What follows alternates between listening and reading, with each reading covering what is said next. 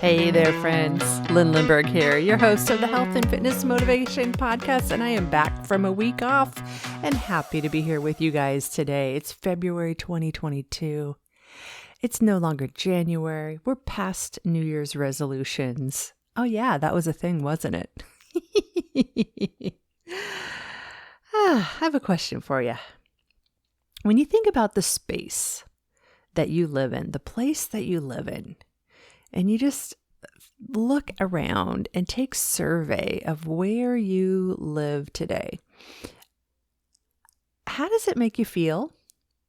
How does it help you or hurt your health and fitness goals? And I don't care. I don't care if you live in a little apartment. I don't care if you live with your mom. I don't care if your mom lives with you. I don't care if you have a crazy family and tons of kids, or whether you live alone, or whether you're in a great big mini mansion. Unless you have a mini mansion with a beautiful pool, you need to invite me over so I can just relax for a day. That would be great. But otherwise, I really don't care. But I want you to think about the space that you live, the space that you call your home.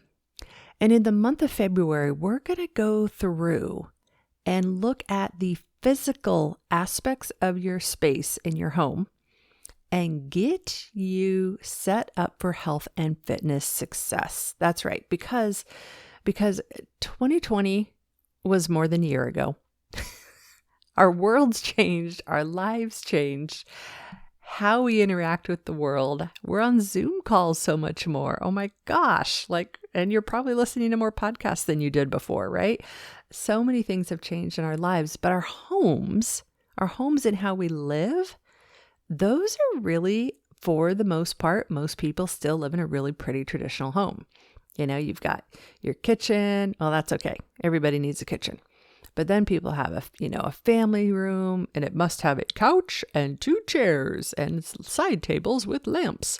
No houses, unless you have a huge house or you really set out to do it, have dedicated exercise spaces.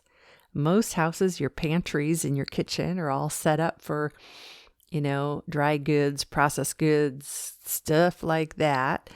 Most of our kitchen gadgets and our bowls and our dishes and our Tupperware most of us are set up for more traditional how we ate 20, 30 years ago, 40 years ago. Oh my goodness. I can't believe the 80s, 1980s. That's 40 years ago.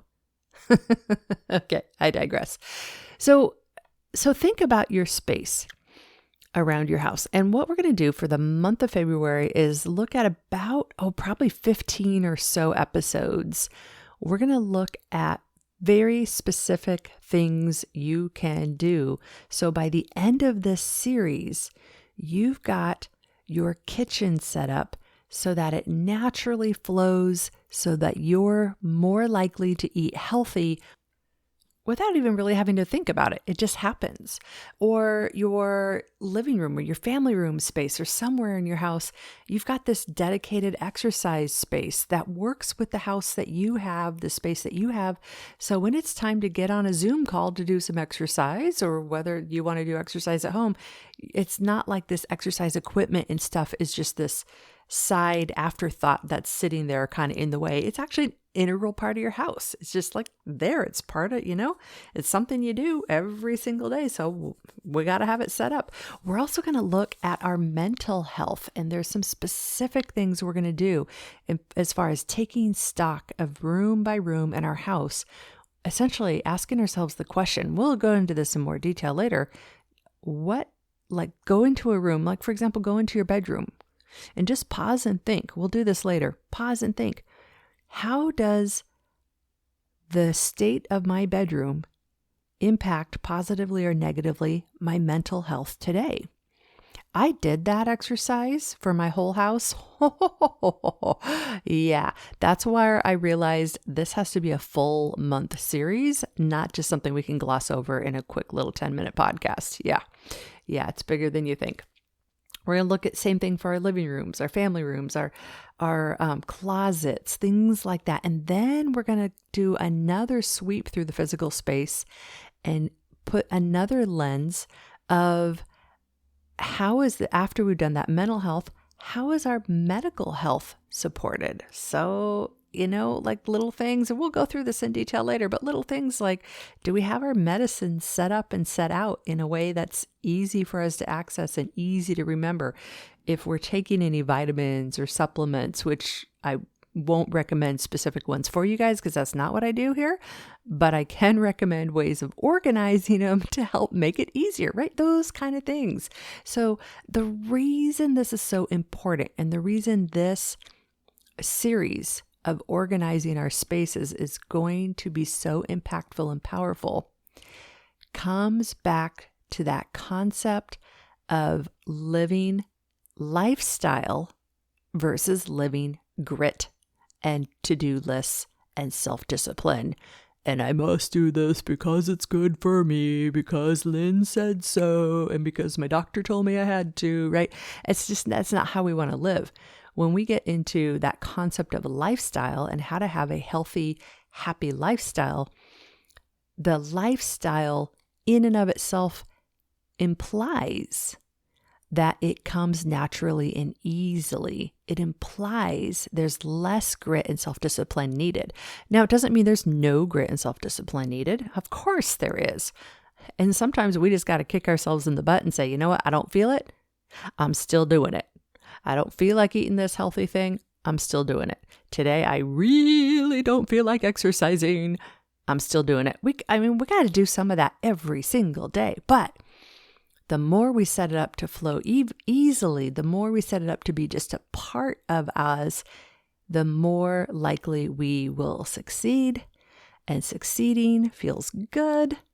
It brings our health into a better space. It brings our mental health into a better space. It just makes everything like, I don't know. Why do I have pictures of roses and rainbows and sunshine? Like, I don't know. I digress.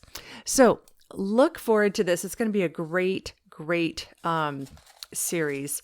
Tomorrow, the first thing we're going to do is we're going to start in our kitchen and we're going to start looking at our kitchen. That's all I'll say for now. So if you want to get a head start, I know some of you are my overachievers.